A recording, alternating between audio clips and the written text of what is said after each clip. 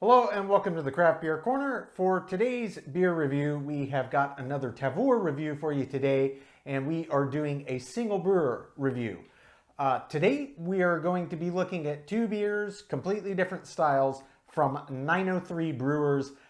They are based out of Sherman, Texas. We have done a few of their beers, and I have enjoyed all that I have had up to this point. So we're going to see what these two are about.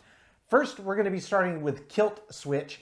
This is a Scotch Ale, wee heavy, that clocks in at 12.9% ABV, so a very big one here.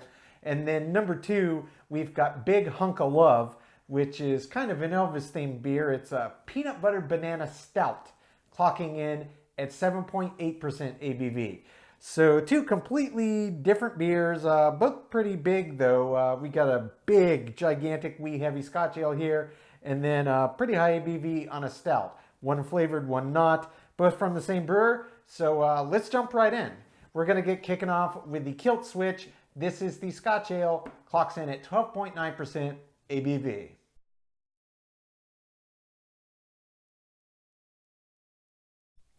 Okay, so jumping right in with our first beer of today's single brewer review. This is 903 Brewers Kilt Switch. This is a Scotch Ale, wee heavy, 12.9% ABV. Again, 903 Brewers is based out of Sherman, Texas.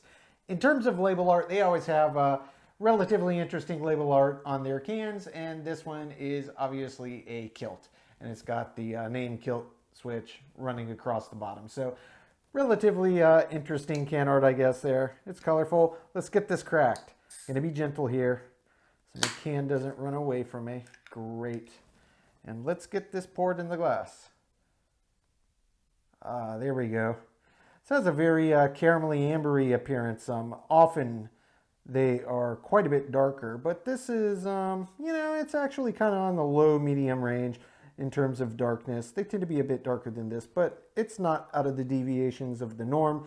It does tend to be an effervescent beer style, so forming a head isn't the best, but that's okay and to be expected. So, holding it up visually, yeah, it's very caramelly. It's very much an amber hue. It's a nice looking beer. It's certainly in range for a wee heavy. You know, what head did form, it's already gone. So let's just give this a sniff. Oh, that smells quite nice. That smells quite nice. It definitely smells very malty, very caramelly. I don't know how much caramel malts they used in this. I presume that they used quite a bit. They could have used any other number of malts that are relatively similar, but this does smell very strongly of caramel malt. So I do expect that flavor to come through quite heavily.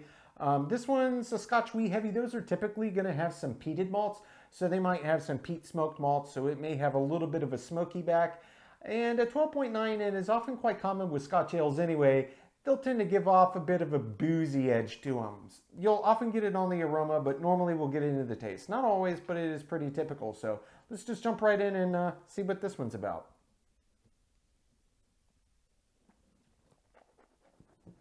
Mmm.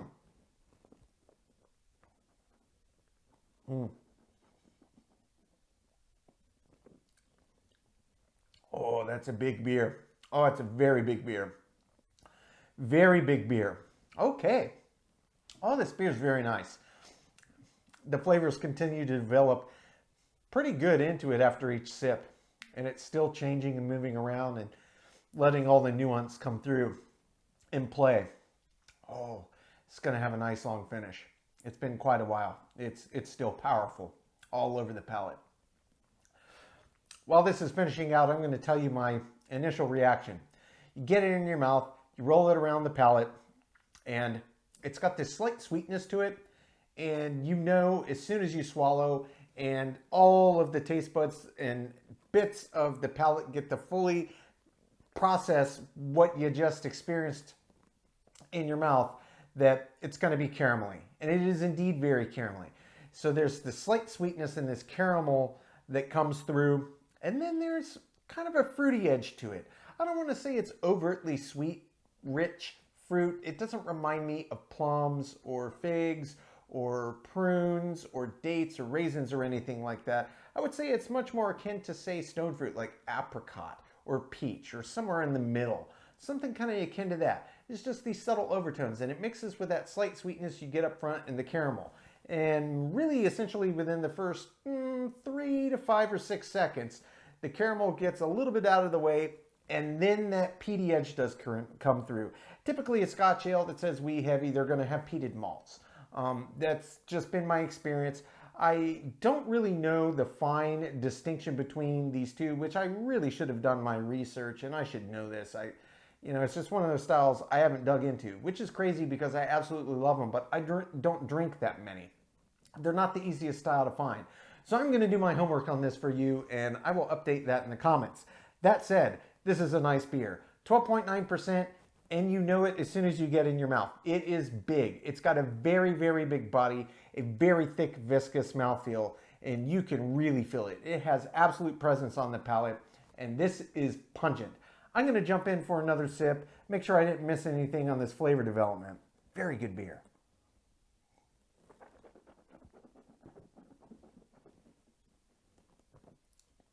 Slight sweetness, carameliness comes through.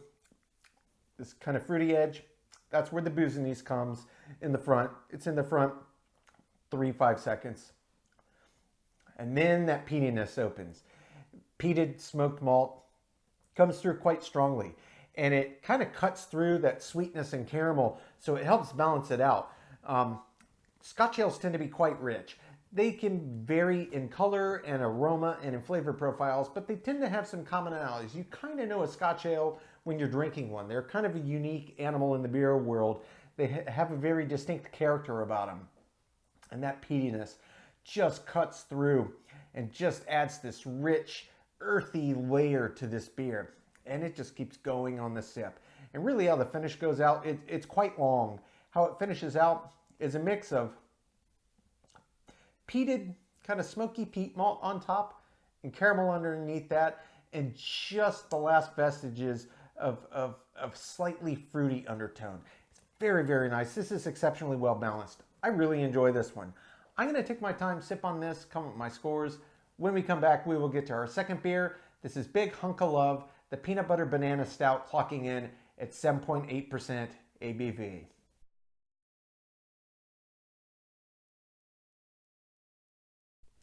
Okay, now moving on to the second beer of today's Tavour single brewer review. We've got 903 Brewers Big Hunka Love. This is a peanut butter banana stout.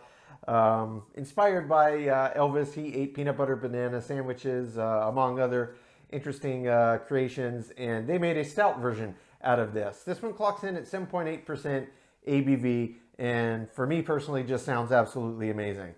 So in terms of can art on this one, it's got kind of a banana in the middle with, Big and Love on either side, and it's almost got some light stage elements like the flashing lights of the big stage or something on there. That's the best I can make it out, but nonetheless, interesting can art yet again. So let's go ahead and get this one cracked.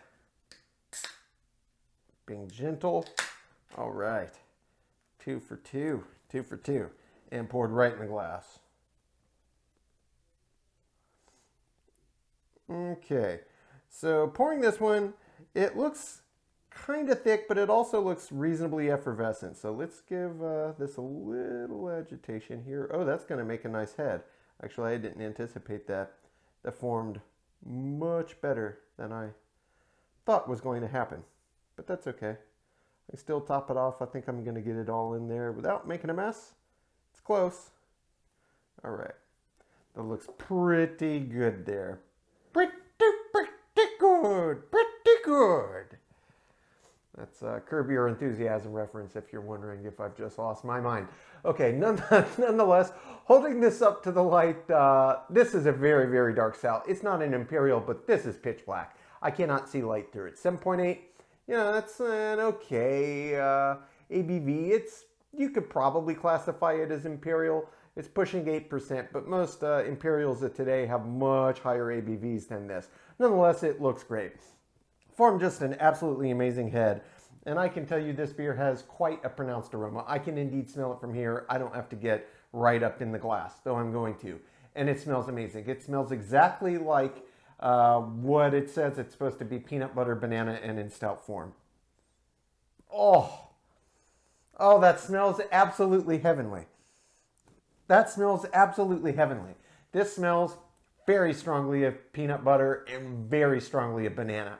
And it doesn't seem like they're vying for attention with each other. It seems like just a perfect 50-50 balance aroma-wise. I cannot wait. Heads settle down quite a bit. You know, it's a little higher than I normally dive in, but honestly, I can't wait to try this beer. Peanut butter banana, it doesn't get any better than that for me. Let's jump in. Two of my favorite foods in the world. Let's see how they work in a beer.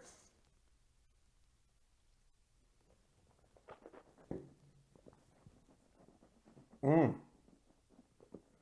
Mmm. Mmm. Mmm. Oh, absolutely yes. Absolutely yes. Peanut butter and banana stout. It is exactly what it says it is on the can, and it is delicious.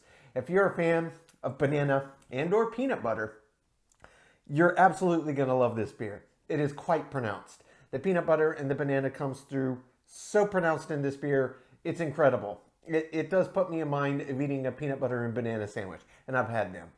They are delicious. Unbelievable. Okay, that said, you don't completely lose the malt bill in this either. This has a lot of deep, rich roasted malts. Those are very much kind of the foundation upon which it's built, but they're very much in the background. The peanut butter and the banana are the star of this beer. But at the end of each sip, that's when you start to get those qualities from the malt bill. And it's a nice malt bill. It's nice, deep, rich roasted malts. I'm not getting any chocolatey nuance. It's really just a nice classic deep roast.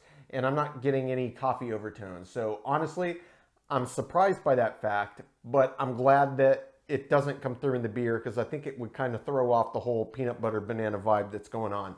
But this is delicious. I'm going to jump in again for body mouthfeel finish.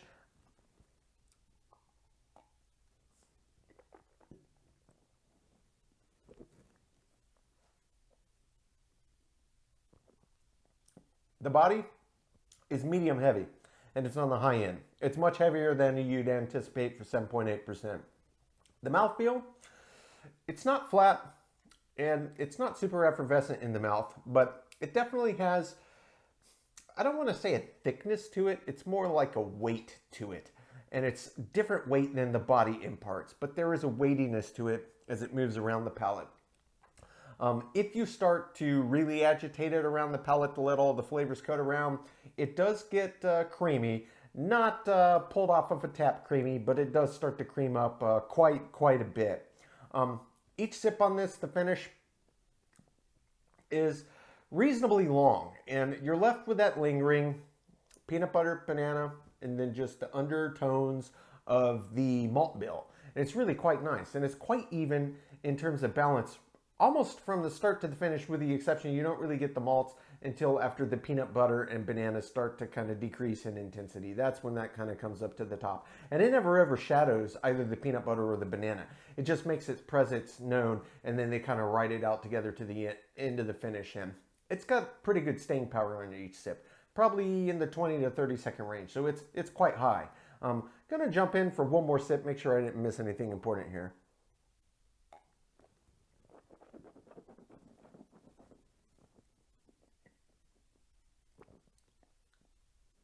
Just peanut butter and banana goodness up front. It just gets progressively more intense in the first few seconds. Then they just hold there together. At the peak of intensity, they hold there together. Still not letting go. It's still right there. It seems to me about the 10-second mark is when the intensity of flavor of the peanut butter and banana starts to subside a bit. And that's when the malt starts to make its presence known and kind of ride it out to the end. And it's a good 20, 30 seconds each sip. If you like peanut butter and you like banana, I do legitimately think you're going to love this beer. This is fantastic. This is very, very well done. It's exactly what I hoped it would be. They delivered on the namesake. I'm going to take my time sipping on this one, comment my scores, and when we come back, we will get both beers rated from top to bottom.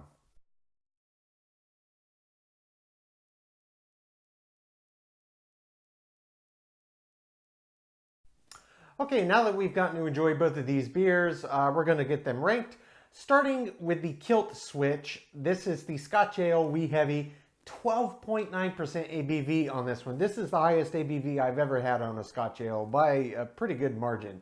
Again, 903 Brewers is based out of Sherman, Texas, and this was a Tavour review, single brewer review. Starting with the aroma. The aroma on this was very nice. You could clearly smell a really nice mix of different malts. Came through pretty pronounced. It was certainly above average, but not top end. It gets an 8 out of 10. For the taste, really enjoyed this beer. Started off with a slight sweetness, kind of a malty sweetness, then it opened up into some kind of caramelly undertones, and then more of the roasty malts kind of made their appearance. That said, I definitely would have liked a bit heavier hand with the deeper edge roasted malts.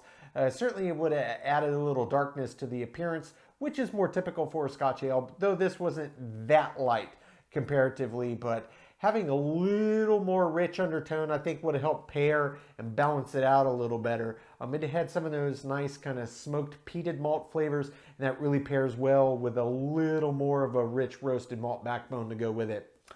Gets an 8 out of 10.